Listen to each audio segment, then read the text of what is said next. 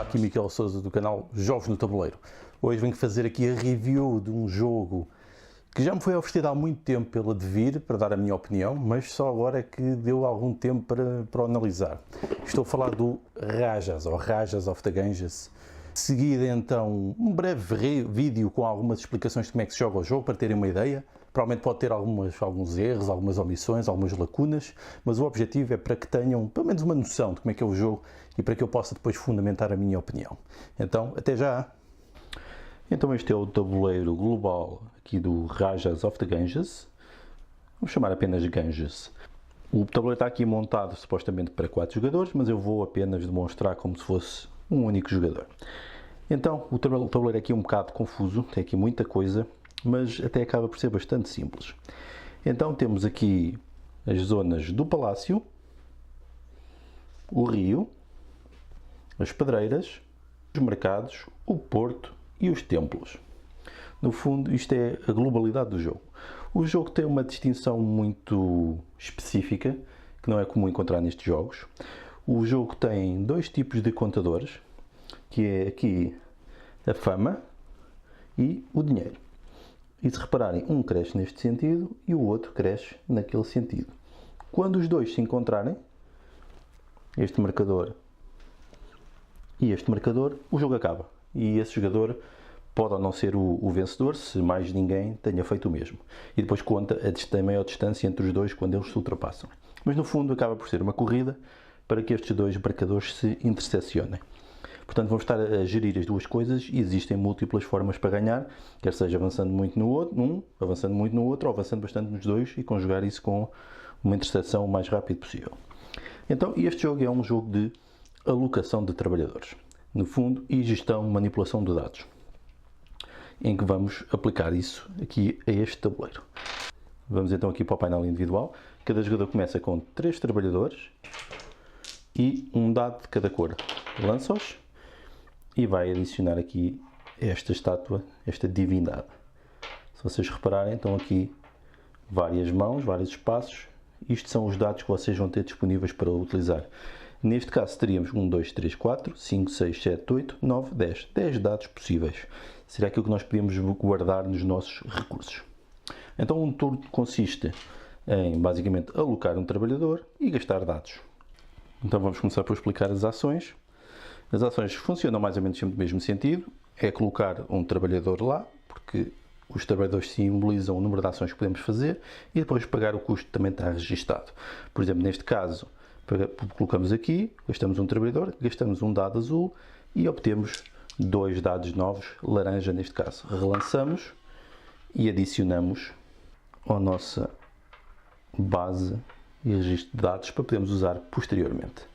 Depois aqui vai ser a mesma coisa, colocamos o trabalhador, gastamos um dado laranja, recebemos 2 roxos, por aí fora, sendo que depois de estar ocupado por um trabalhador não pode ter mais nenhum. É uma mecânica normal nos jogos de alocação de trabalhadores. Aqui é direto, não gastamos nada, gastamos apenas o trabalhador e obtemos o dado da cor correspondente, sendo que podemos obter todos estes. Aqui também é bastante simples, é só colocar lá o trabalhador, receber 2 moedas e relançar qualquer número de dados que nós queiramos da nossa base. Depois estas ações aqui do governador, colocamos aqui, aliás aqui, gastamos um dado de 1 e podemos obter o marcador de primeiro jogador, que é aqui um elefante que se está sempre a desmontar. Obtemos aqui o elefante e podemos ser o primeiro a jogar na próxima ronda. Porque o elefante, se ninguém usar esta ação, passa imediatamente para a direita, para o jogador à direita. E recebemos 2 pontos de fama. Aqui usamos um trabalhador, um dado 2, obtemos 2 dados à nossa escolha, ainda podemos aqui virar uma destas peças, que nos dá sempre um benefício. Aqui, por exemplo, era avançar num templo. Por exemplo, nos templos começamos todos aqui em baixo. E, por exemplo, se eu tivesse isto, podia avançar neste templo, ou neste, ou neste, ou neste, no que eu quisesse. Existem também outros benefícios, como por exemplo ganhar 3 moedas, ganhar um dado. São sempre coisas positivas. Aqui em baixo permite-me ganhar 2 de karma, ou seja, eu começo aqui com 1 de karma, 1, 2, e ficava ali.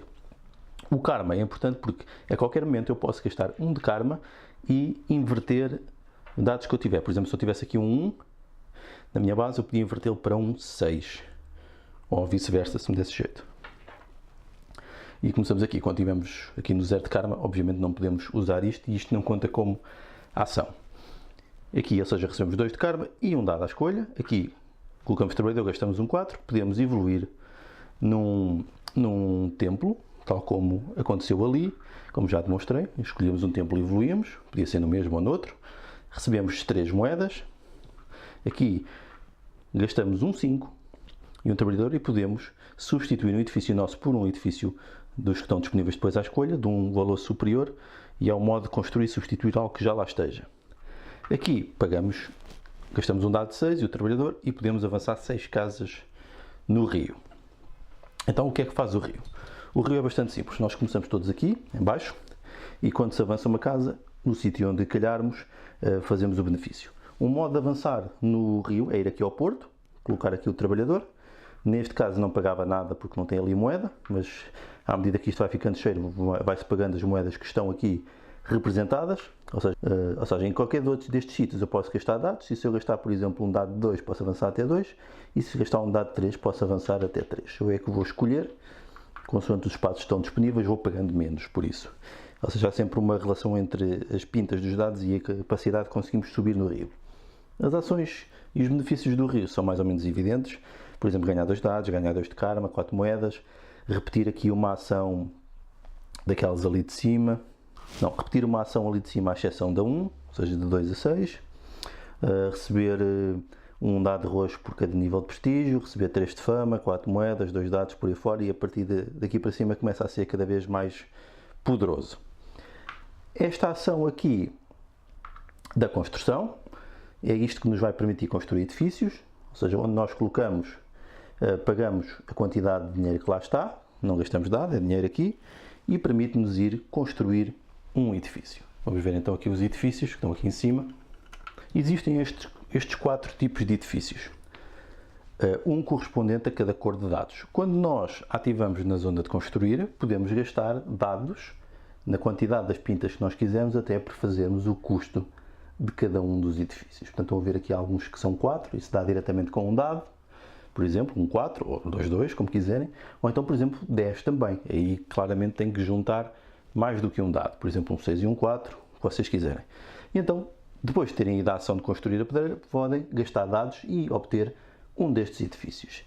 Os edifícios têm normalmente 3 funções. Se vocês virem, têm estradas e têm templos e mercados. Vamos explicar então o que é que faz cada um deles. Vou pôr aqui num, por exemplo, este aqui basicamente tem mercados. Tem um mercado de chá e um mercado deve ser de especiarias. E está aqui o valor que vale cada um deles. Ou seja, eu quando colocar isto no tabuleiro vou ganhar imediatamente esta quantidade de dinheiro. Ia ganhar 2 neste caso e tinha aqui um cruzamento.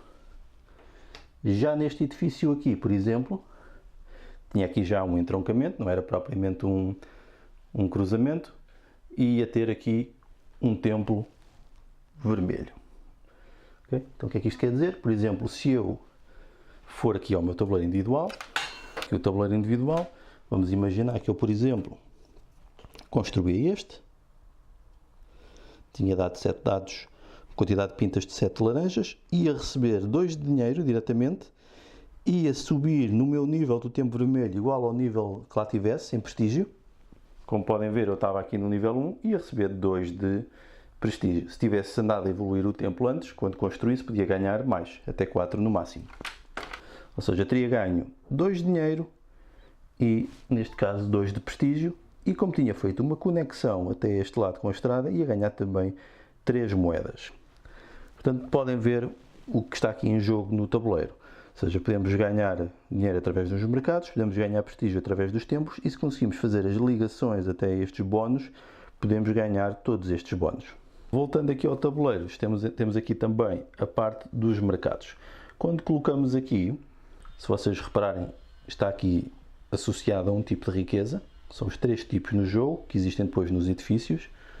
Estão a ver, por exemplo, este edifício aqui teria então o chá verde e aqui as especiarias, que nós vemos ali a correspondência, só não teria as sedas ou os tecidos.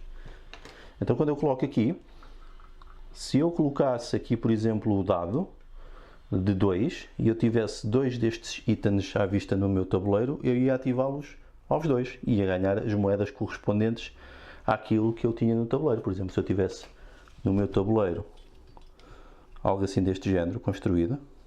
Estão a ver? Estes dois. E eu ia, como tinha ativado no chá e tinha colocado um dado, por exemplo, de 2, gasto um dado de 2, podia ativar as duas localizações. Portanto, ia ativar esta e esta e ia ganhar 3 moedas com isso. Aqui a mesma coisa para os tecidos, aqui a mesma coisa para as especiarias. Aqui em baixo não teria de gastar um dado, mas poderia ativar até 3 bens diferentes. Se um jogador tiver vindo a esta localização, já não poderá vir àquela, portanto está limitado a cor. Assim, de um modo geral, o jogo está todo explicado. O que é que há aqui mais de pormenores a ter em conta? Se vocês repararem aqui nos pontuadores, tem aqui umas coisas, que simboliza, por exemplo, quando o vosso marcador de dinheiro chegar aqui, retiram esta pecinha, avançam um gratuito no rio e colocam esta peça aqui em cima, para depois, quando ele chegar aqui, ganham um trabalhador a mais. Quando ele chegar aqui, vão ganhar 2 dados. Isto vai depois novamente lá para a frente. Quando chegarem depois lá, ganham novamente um avanço no rio gratuito. Depois vai para ali. Se vocês chegarem ali, vão ganhar novamente 2 dados. O mesmo aqui em baixo também. Se o vosso prestígio chegar aqui, avançam no templo. Se passar aqui, obtém mais um trabalhador. E por aí fora, se chegar aqui, ganham 2 de karma. E então, quando os dois se cruzarem, o jogo termina e vem quem tem mais pontuação. Que a pontuação pode ser então depois a diferença entre um e outro. Se estiverem juntos e quem estiver mais afastado depois ganha. Mas o jogo é desbloqueado quando alguém cruzar com o marcador do dinheiro e do prestígio e fazem depois todos a última volta para jogarem todos o mesmo número de rondas, sendo a última volta essa em que o jogo foi desbloqueado. Ou seja, vocês também quando passarem com o barco aqui, também vão ganhar este trabalhador. No máximo podem ter até 6 trabalhadores se avançarem nos vários rankings do jogo. E o jogo acaba por ser basicamente isto, um jogo de gestão de trabalhadores e de dados. O jogo depois tem também um modo dito avançado, em que vocês podem pegar aqui na vossa estátua desta divindade hindu e podem virá-la e tem menos dados para gastar. No vosso painel individual tem também aqui o vosso painel, podem virar e tem aqui benefícios extra que vocês depois podem colocar aqui, podem ser configuráveis, isto pode mudar e pode mudar a estratégia do jogo consoante isto. Isto é um modo avançado, não é muito diferente, mas cria aqui um bocadinho mais de variabilidade se vocês quiserem. Mas no fundo, basicamente o jogo é isto. Bem, como podem ver, este jogo, vamos tentar resumi-lo. Trata-se de um Eurogame. Não teria dificuldade em assumi-lo como um Eurogame. Estamos perante um jogo de interação limitada, algum entre jogadores, um típico jogo de alocação de trabalhadores, com gestão e manipulação de dados. É um jogo rápido, assim que os jogadores saibam perfeitamente as regras, conseguem jogar isto numa horinha, uma coisa simples. Não é muito complexo, como viram pela explicação, não tem demasiadas coisas, mas tem já algumas coisas o suficiente para ser interessante. Eu gosto do jogo, não é de perto o meu jogo preferido, não anda lá perto, nunca será uma primeira opção para eu jogar, prefiro outras coisas mais pesadas e mais densas, mas parece-me que é um bom jogo, quando temos ali uma horinha, e até para introduzir pessoas ao jogo, ou novas pessoas que ainda não conheçam bem este mundo dos jogos de tabuleiro modernos. Trata-se de um jogo de alocação de dados, tem algum fator sorte nos dados que vocês lançam. Pode condicionar alguma coisa, apesar de conseguirem mitigar, mas vão ter sempre que gastar coisas para fazer isso. E por vezes nós podemos precisar de uma certa pinta para a nossa estratégia nos dados, ou mais ou menos, normalmente mais, especialmente para comprar os edifícios. E isso pode ser condicionante e pode-vos fazer perder jogadas. Também é condicionante também o modo como saem os edifícios. Ele pode ser-vos mais favorável ou não o modo como saem aquelas sequências para a vossa estratégia. Mas no fundo o jogo permite-vos desenvolver uma estratégia, podem definir inicialmente uma estratégia para entrarem no jogo e tem depois também bastantes aspectos táticos no modo como estão os barcos. Por exemplo, os barcos, eu penso que até nem expliquei no vídeo, mas por exemplo, se os barcos estiverem a ocupar sítios, eles passam uns por cima dos outros.